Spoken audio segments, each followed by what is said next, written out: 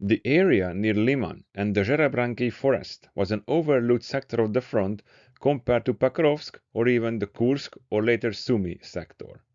However, it was worth the examination even in the first half of 2025 because the subordinate formations of the Russian 20th Combined Arms Army slowly but surely managed to advance towards southwest and west, thus endangering the Ukrainian positions in the Jerebranki forest and near the strategically important town of Lyman. In this video, I will examine the events of the operations which took the Russians to the gates of Lyman, thus threatening the left flank of the whole Siversk sector. But before I would start, I would like to thank you for your patience. My previous video had been published more than a month ago. I had a lot of work to do, most important of them is defending my PhD thesis, which I did summa cum laude. I hope in the near future I will have more time for this channel. In the meantime, if you think my job worth it, please give this video a like, share it with your like-minded friends, and subscribe to my channel. If you have anything to add, I am more than happy to see it in the comments. And now, let's begin. In order to understand why happened what had happened, as always, we have to have a quick look on the terrain. The Jerebranki forest used to be a dense forested area where the defender enjoyed the cover of the trees. By now, the forest had been destroyed thanks to the 3 years of constant combat. The importance of this area is that it covers the left flank of the Siversk operational direction, which is right at the southern bank of the Siversky Donets River.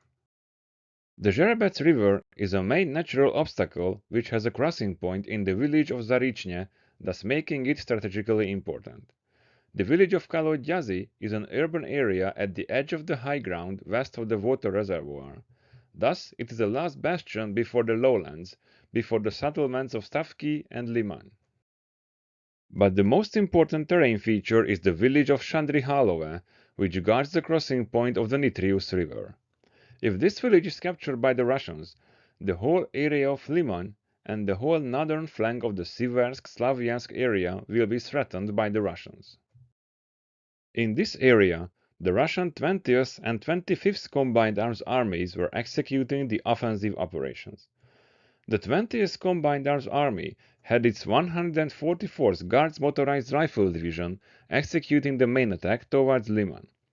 Parallel with that, the 25th Army's 67th Motorized Rifle Division was executing a supporting attack towards Zarishnya and Yampil, and other units of the 25th Combined Arms Army carried out attacks in the Jerebranki forest. The Ukrainians had 6 brigades and 2 battalions under their command in this area. All in all, the Russians enjoyed at least a 3-to-1 superiority in numbers in this sector of the front. The Ukrainian intent was of course to hold the Russians, or at least to slow them down. The Ukrainians also focused on avoiding encirclements, and if a dangerous situation had been created, they tried to withdraw their forces before anything worse would happen. Or at least that is what they intended, but let's examine the actual events. I pick up the thread of the story on the 22nd of July. On this day, the Ukrainians yielded to the Russian pressure and withdrew their forces from the approaches of Zarizhne to the perimeter of the village and to the northern edge of the forested area. In this sector, the Russians deployed 3 units against 1 Ukrainian, so the result was no surprise. This line had proved to be advantageous for the Ukrainians, at least the Russians couldn't advance here in the next week. On the 28th of July, the left wing of the Russian 144th Guards Motorized Rifle Division closed in on the village of Kalodyazi. After more than a week of fire preparations with artillery and drones, on the 31st of July, the Russians managed to grab a foothold in Tarske. Note, Zarichne and Torske are twin villages facing each other at the banks of the Zherebets River. Zarichne is at the western bank and Tarske is at the eastern bank. In order to avoid the map being too dense, I marked only Zarichne, but please keep in mind that at the eastern bank of the river, the urban area is called Tarske. The Ukrainians quickly realized the seriousness of the situation. They sent a T-72 tank along this road from its camouflaged hiding positions in order to carry out fire missions against the Russians hiding in buildings. The tank fired multiple shots from approximately 4 kilometers distance. Its fire was adjusted with drones. The fire mission was successful, but the tank had to retreat in order to avoid the Russian drones. From my profession's point of view, it is interesting that this is the new tactical procedure of the tank employment. Use them as mobile artillery platforms and their fire is adjusted by drones.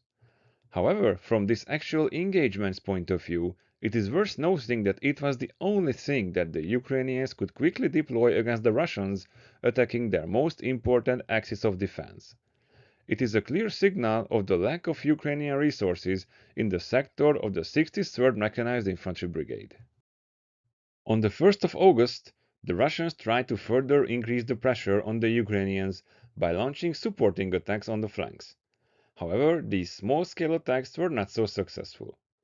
The 4th Battalion of the Presidential Brigade beaten back an attempt of a Russian motorcycle infantry squad near Novi Mir, while drone operators of the 60th Mechanized Infantry Brigade caught some Russian soldiers despite their thermal camouflaging ponchos near Terny. But, in spite all of these, they were successful in regard of diverting the attention. The Russians managed to advance a bit closer to Torske, and this meant much more than capturing some hundreds of square meters of Ukrainian soil. With this, the Russians put immense pressure on the Ukrainians in the Zherebranki forest, who also yielded ground to the Russian pressure. It was a textbook maneuver. The Russians executed a two-pronged attack, penetrating into the tactical depths of the depleted Ukrainian 53rd Mechanized Infantry Brigade. From now on, it was only a matter of time when the Ukrainians losing this part of the forest. On the same day, the Russians launched a powerful attack on Shandrihalova. It seems that the 3rd and 4th of August was the first day of their main push towards southwest. The Russians deployed a mechanized infantry platoon. They tried to cross the open terrain, dismount the infantry in the village, and grab a foothold there. But this attempt has failed due to the drones of the 60th Mechanized Infantry Brigade and the infantry of the 16th Infantry Battalion fighting under their operational command. This latter fact is good news, because it means that the Ukrainians had the necessary level of coordination between adjacent brigades helping each other. But on the other hand, it is bad news, because it meant that the 115th Mechanized Infantry Brigade and the 16th Battalion didn't have the means to stop a minor Russian attack on their own. After 2 days of artillery preparations, the Russians tried to advance to Torska again, but their motorcycle assault had failed spectacularly. It is worth to spend a minute with this attack. The Russians launched this attack at dawn, trying to exploit the rising sun, blinding the Ukrainians, and also the morning fog, but their thermal signal was clearly visible for the Ukrainians.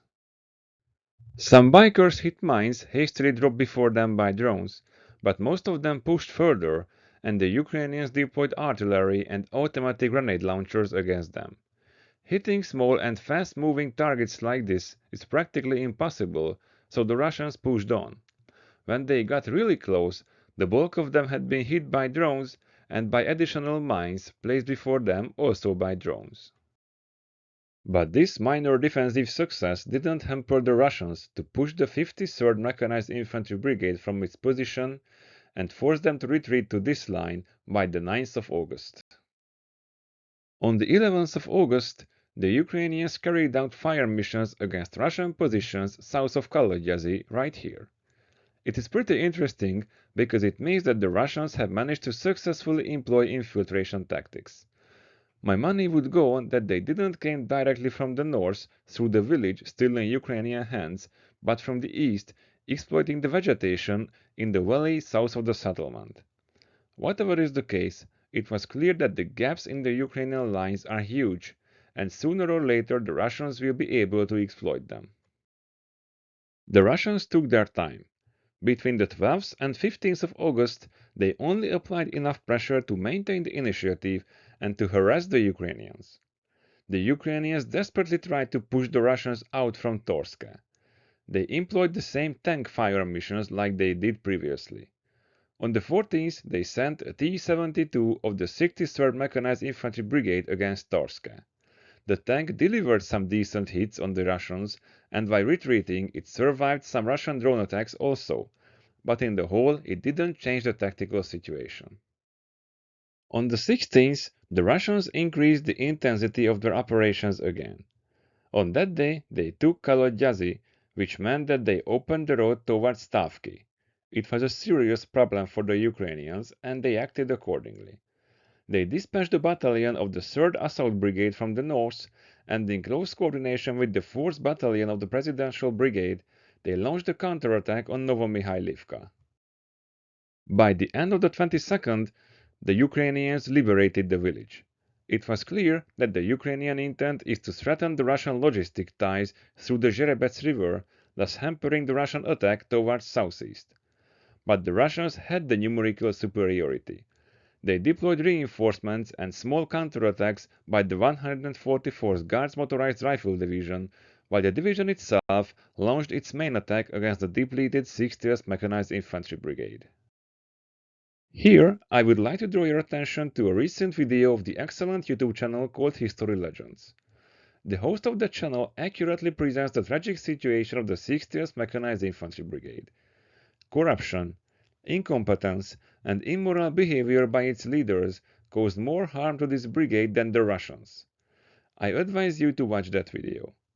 From my side, I only want to add that General Zaluzhny said years before that if the Ukrainians are the second best Soviet army in Ukraine, they will lose the war.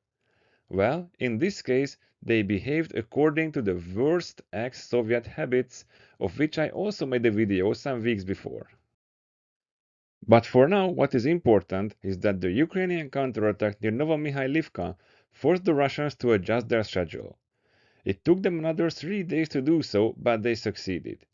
On the 26th of August, after short but intensive artillery preparations, the Russian 254th Alexander Matrosov Guards Motorized Rifle Regiment broke through the right flank of the Ukrainian 60th Mechanized Infantry Brigade southwest of Kalodyazi, and they advanced 2 kilometers. It practically means that they successfully penetrated the first Ukrainian defensive line. Employing their well-known attack method, the Russians shifted their center of gravity, and on the next day, the 1428th Motorized Rifle Regiment launched its main attack. The regiment decisively broke through the Ukrainian lines. At its right flank, they advanced along the three lines and reached the eastern edge of Seredina, while on their left flank they advanced 6 kilometers deep, defeated the 16th Infantry Battalion, and reached the eastern perimeter of Shandrihalove. In the meantime, the Russians slowly but surely pushed the Ukrainian 53rd Mechanized Infantry Brigade out of the Zherebranki forest. But what is more important, that here, in the vicinity of Shandrihalove, the Russians tore a huge gap in the Ukrainian lines. It was an operational level crisis, threatening the Ukrainian forces east of the Nitrius River water reservoir. Of course, the Ukrainians realized the crisis they are facing, and they sent everything that they had at their disposal. They deployed UGVs, mechanized infantry subunits, but the collapsing front line, the chaotic situation, and the Russian drone superiority resulted that after losing a company worth of forces, they could only temporarily hold the Russians. After days of heavy clashes, the Russians retained the initiative, and on the 2nd of September they widened their breakthrough in order to enhance the freedom of maneuver of their own forces. On the 4th of September, strictly according to the 1,000 times described attack method, the Russians shifted their center of gravity and attacked on the Ukrainian battle positions around the road junction north of Stavky. But this attack had been beaten back or was just a feint. Either way, the Ukrainians held their positions here. But the Russians firmly held the initiative, and they shifted their center of gravity once more. The 1428th Motorized Rifle Regiment deployed a company worth of force and reached the perimeter of Novoselivka.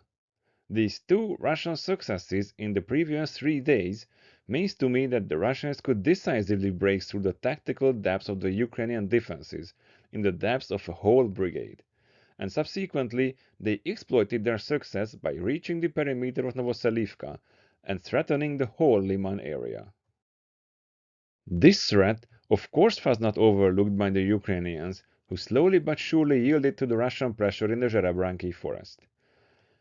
The 6th of September is a significant day because 3 years ago, on the 6th of September 2022, the Ukrainians launched their Kharkiv counteroffensive, which took them to the liberation of Lyman by the end of the autumn. 3 years later, Lyman is in the focus again. After these successes, the Russians had a pause. As I explained it 100 times before, the Russians have to readjust their whole drone, fire support and logistics systems after a larger success.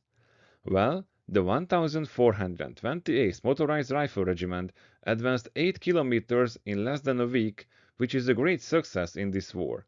And of course, the Ukrainians also didn't just sit and wait. They redeployed at least a battalion of the 3rd Assault Brigade into the sector of Shandrihalove and Novoselivka. This unit successfully stopped the Russians in this vital area, but it also meant that the promising counterattack north Novomikhailivka had to be stopped and further operations in this direction to be cancelled. So, the Russians' main attack had been temporarily halted. The Ukrainian counterattack had to be called off. In this situation, the military leader's number one goal is to execute an operation, mainly an attack, by which they can retain the initiative. It helps them to be proactive instead of being reactive. The side having numerical superiority is the one which usually manages to do so, and it had happened exactly like this here also.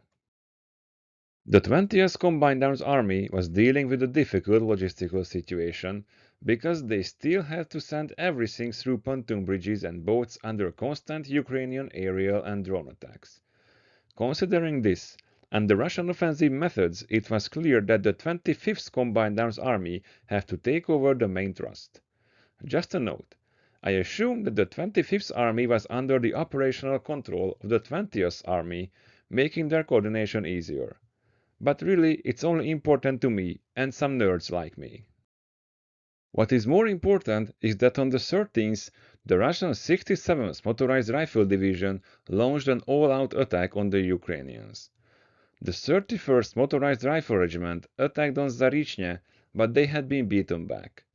The 36th Motorized Rifle Regiment attacked on their left flank, but also didn't achieve success. But the 164th Motorized Rifle Brigade had exploited the fact that the Ukrainian lines had to endure immense pressure, and they broke through the defenses of the Ukrainian 53rd Mechanized Infantry Brigade. The Russians reached the town of Yampil with their most forward assault elements. In the next 48 hours, until the end of the 15th of September, the Russians consolidated their gains in Yampil and in the Zerebranki forest, so it was time to shift their center of gravity back to their operational main effort. Yes, because these attacks of the 25th Army were operational level shaping operations of the 144th Guards Motorized Rifle Division's attack on Novoselivka, and these attacks also served as a shaping operation to the 2nd Army Corps' attack on Siversk, south from this sector. The Ukrainian reinforcements were enough to hold the line for a while, but the Russians had managed to muster enough force and launch an attack wide enough to ensure that the Ukrainians have to defend the line too wide for their available forces. One assault company of the 1428th Motorized Rifle Regiment attacked Seredine and they captured the village. It is very important because it means that the Russians grabbed a foothold on the western side of the Nitrius River. Parallel with that, the Russians also attacked on Novoselivka and they reached the river here also. These operations also meant that the defenders of Shandrihalove, the Azov subunits beating back the Russians a week ago, had been trapped. Terrain affects both sides. It is a very odd military bon mot. Here, the Nitrius River wasn't a huge obstacle for the Russians attacking on Seredine, and it also wasn't too difficult to overcome for the Ukrainians fighting and retreating in Shandrihalove.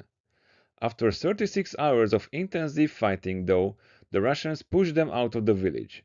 And here I have to stop for a bit.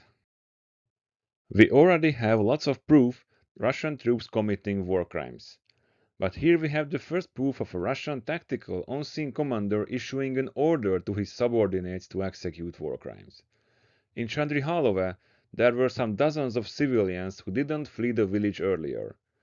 They have been found by the Russians, and the on-scene commander, maybe a captain or a major, ordered his men to collect these civilians and place them around his headquarters as human shields, in case if the Ukrainians tried to attack them with drones or artillery. I put the link of the source in the description for those who don't believe me. Back to the topic of this channel. From the 24th of September until the 2nd of October, which is the data cutoff date of this video, the Russians couldn't advance in their main axis. It is mainly due to the aforementioned logistic issues and the Ukrainians sending even more reinforcements. But the Russians managed to advance in Zarichne, almost completely capturing the village, and they also managed to advance on their southern flank. The question is, what comes next? The Lyman operational direction is not the most important. Pakrovsk, Kupiansk, Siversk, or the southeastern Zaporizhia region are both more important for both the Russians and the Ukrainians than this sector. It has the Russians because it means that it is highly unlikely that the Ukrainians will deploy here as many reserves as they did 1 month before near Pakrovsk. The Lyman sector is the most significant in regard of Siversk. The forested area and the Siversky Donets River guards the northern flank of Siversk, which guards the eastern approaches of Slavyansk and Kramatorsk. However, in this regard, this forested area is more important than the town of Lyman itself. Therefore, I assume that the Russian main thrust will be shifted to the area of operations of the 25th Combined Arms Army. Furthermore, if we consider all of this, according to my guesstimates, Siversk may fall until the end of this year, and Lyman may fall in the first months of 2026. But it is only true if nothing changes, which is extremely rare in a war like this. Well, that is all that I wanted to say for now. If you think my job worth it, please give this video a like, share it, and subscribe to my channel. If you have anything to add, I am really more than happy to see it in the comments. Thank you and see you soon.